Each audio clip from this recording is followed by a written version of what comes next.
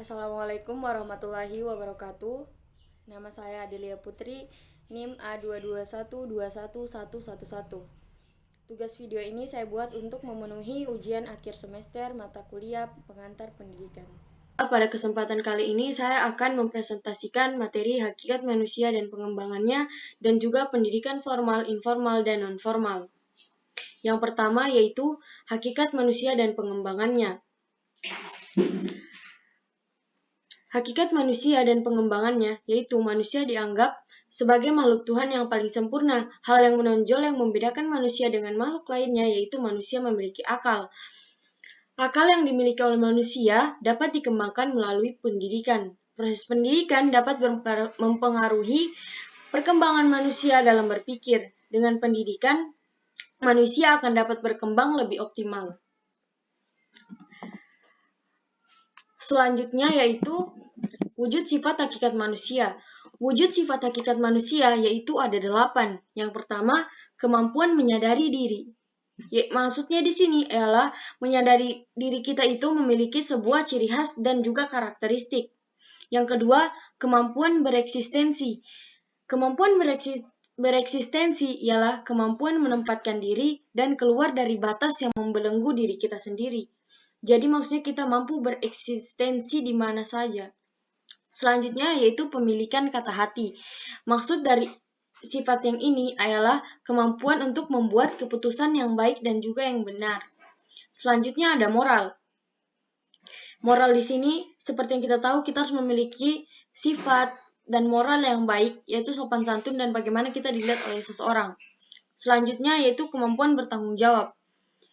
Kemampuan bertanggung jawab ialah kemampuan kita untuk mempertanggungjawabkan apa yang telah kita lakukan. Jika kita membuat kesalahan, kita harus mempertanggungjawabkannya. Selanjutnya yaitu rasa kebebasan. Maksud dari rasa kebebasan itu merasa tidak terikat oleh sesuatu dan masih sesuai dengan tuntutan kodrat manusia. Maksudnya kita keluar dari zona nyaman dan kita merasa tidak terikat oleh sesuatu. Selanjutnya itu kebiasaan melaksanakan kewajiban dan menyadari hak. Jadi kita punya hak dan juga kewajiban. Kita tidak boleh hanya mementingkan hak kita tapi tidak melakukan kewajiban kita. Seperti itu. Selanjutnya kemampuan menghayati kebahagiaan. Maksudnya kebahagiaan itu ialah sebuah perpaduan dari usaha, hasil atau takdir dan kesediaan kita untuk menerimanya. Jadi kita harus menghargai kebahagiaan hasil usaha-usaha yang telah kita peroleh. Selanjutnya ada dimensi-dimensi hakikat manusia. Yang pertama yaitu keindividualan. Maksudnya manusia sebagai makhluk individu yaitu salah satu perwujudan individualisme manusia yaitu dengan kesadaran manusia terhadap dirinya sendiri. Manusia sebagai individu merupakan suatu kenyataan yang sangat real di kehidupan kita sehari-hari. Semakin manusia sadar terhadap dirinya sendiri, maka semakin sadar manusia akan kesemestaan atau alam sekitarnya. Yang selanjutnya yaitu kesosialan. Maksud dari kesosialan ini ialah perwujudannya yaitu manusia sebagai makhluk sosial dapat dilihat bahwa tidak pernah ada manusia yang tidak membutuhkan bantuan dari orang lain. Kesadaran individu sebagai makhluk sosial akan menumbuhkan rasa tanggung jawab dalam mengayomi individu yang lemah daripada kita. Selanjutnya ialah kesusilaan. Maksudnya ialah makhluk susila berasal dari kepercayaan bahwa budi nurani manusia yang secara sadar mematuhi norma-norma yang ada. Hal ini dikarenakan nilai-nilai hanya dapat terjadi pada kehidupan sosial. Dengan demikian dapat dikatakan bahwa tidak ada hubungan sosial tanpa adanya hubungan susila. Begitupun juga sebaliknya. Yang selanjutnya adalah keberagaman. Jadi maksudnya ialah dimensi keberagaman ini ialah kita mengetahui bahwa Indonesia ini memiliki banyak macam suku, ras, budaya. Selain itu, perbedaan yang dapat menonjol itu berupa gaya hidup, cacat fisik, dan juga mental. Yaitu selanjutnya materi pendidikan formal, informal, dan juga non-formal. Yang pertama yaitu pendidikan formal. Pendidikan formal merupakan pendidikan yang diselenggarakan di sekolah-sekolah pada umumnya. Jalurnya itu berstruktur dan berjenjang. Yaitu contohnya seperti dari kita mulai TK, taman kanak-kanak, sampai SD, sampai SMP, SMA, dan juga pendidikan tinggi seperti kita saat ini berada di universitas.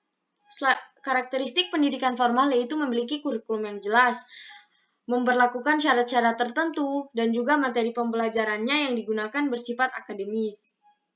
Selanjutnya, yaitu pendidikan informal. Pendidikan informal adalah jalur pendidikan keluarga dan lingkungan berbentuk kegiatan belajar secara mandiri yang dilakukan secara sadar dan bertanggung jawab.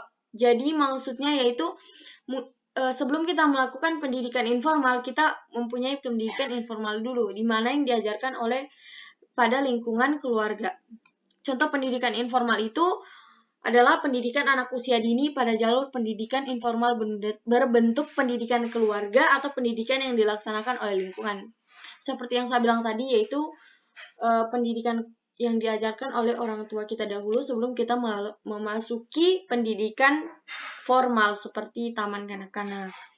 Karakteristik pada pendidikan informal yaitu tidak terdapat kurikulum tertentu, tidak terdapat persyaratan, dan juga proses pendidikannya dilakukan oleh keluarga dan juga lingkungan.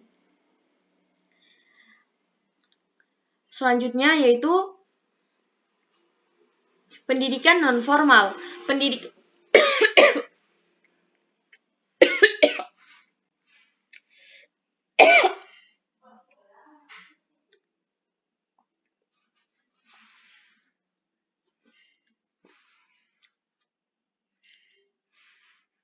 Pendidikan non-formal itu jalur pendidikan yang dilakukan atau di luar pendidikan formal yang dapat dilaksanakan secara terstruktur dan berjenjang.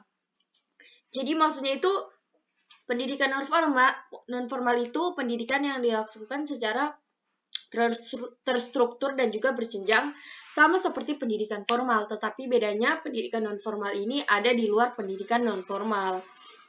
Contoh pendidikan non-formal yaitu lembaga khusus pelatihan kelompok belajar, pusat kegiatan dan pelajaran masyarakat, majelis taklim. Jadi seperti kursus seperti kursus memasak dan lain-lainnya.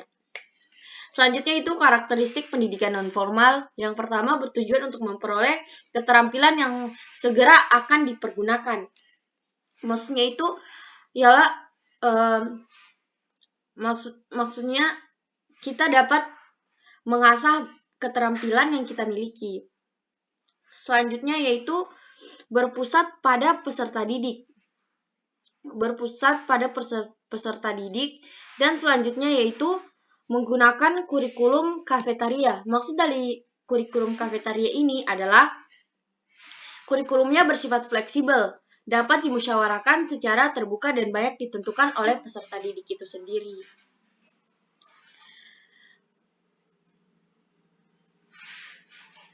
Baiklah, itu saja pemaparan materi dari saya. Sekian, wassalamualaikum warahmatullahi wabarakatuh.